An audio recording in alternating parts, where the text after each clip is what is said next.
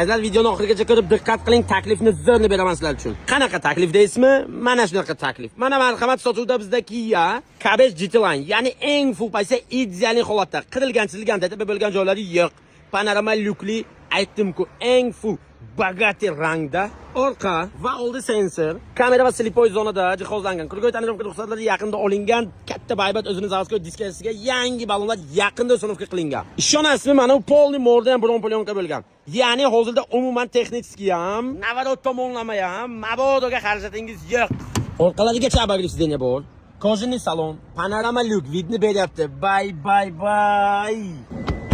Ko'rindimi? Head-up display bor. Mana rejimlari bor. Diqqat qilib turing. Ana. 260 gacha gazni bo'lsangiz 52 ming kilometr yurgan. Salonlar ideal holatda. Panitsenia, управление elektronli, полный multirul, cruise control bor, climate control, katta baybat monitor, 360 gradus kamerani aytdim, mashina avtomatik chaqchaga ahamiyat berasiz. Abagdif, abduf, rul qizdiradi, avto hold ham bor. Rejimni aytdim. Ko'radigan joyi. Salonni elektropaketasizlar, yana nima xohlaysiz? Xullas, akustika ham bosdan. Vashi mazaku. Bagajga ham ahamiyat berish kerak, chunki ideal zapaskalarni ko'rdim, joyda zo'r holatda turibdi, mashina benzinda gaz uстановка qilinmagan. Menimcha metan propanni o'ylamasangiz ham bo'ladi. Sababi bu Kia K5.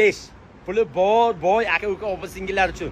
Ya'ni pulingiz bormi, o'ylanib o'tirmang. Siz shitir narx pulini olib keling, mana shuni sotib oling, mazza qilib minib yurasiz yoki o'zingizning yaqin insonlaringizga olib bering, ya'ni sovg'a qiling.